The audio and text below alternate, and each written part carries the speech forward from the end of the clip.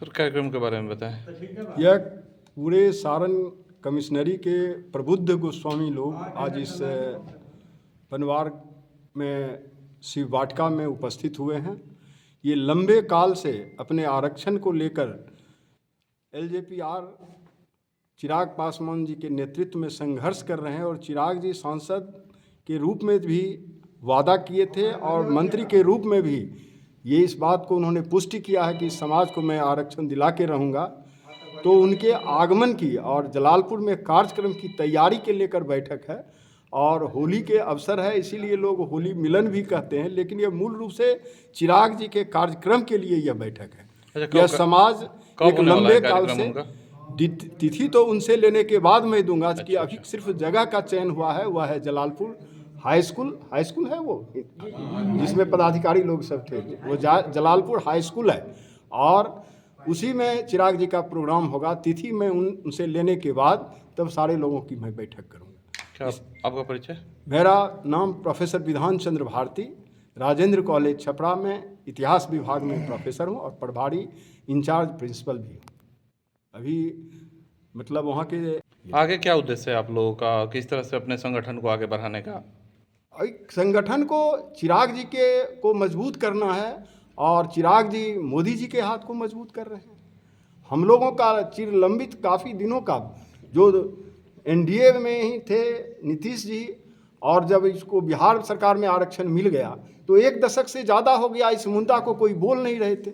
अगर कोई पहला व्यक्ति बोला है तो वह माननीय सांसद चिराग पासवान जी हैं, अभी माननीय मंत्री चिराग पासवान जी हैं।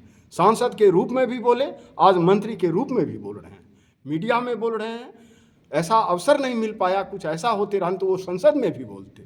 मैं उनका अभिनंदन जलालपुर में करने जा रहा हूं और ये मुद्दा संसद में भी गूंजेगा और कार्यालय में, चाहे वह गृह मंत्री का कार्यालय हो या वह सामाजिक न्याय मंत्री का कार्यालय हो, वो उसके लिए अपना जो पैड पर लिखकर इस कार्य को आगे बढ़ाए हुए हैं। इसीलिए मैं समाज के लोगों से जो ताकत मिलनी चाहिए किसी कार्यक्रम के लिए, उसके लाइट में यह बैठक में बुलाया और यही मेरा एजेंडा है। जो केंद्र में आरक्षण इस समाज को मिल जाए तो मैं समझता हूं कि एक चिर प्रतीक्षित 1 दशक से ज़्यादा दिनों से सफ़र कर रहा है यह समाज। इस समाज का जितना युवा पीढ़ी है पढ़ लिख कर जो केंद्रीय सेवा में जा सकता है, जिसकी आबादी सारण में, चंपारण में, समस्तीपुर में, हाजीपुर में, उनके लोकसभा में भी काफ़ी ताकत के साथ गोस्वामी समाज ने खड़ा रहा राजन जी और वीरेंद्र जी के नेतृत्व में।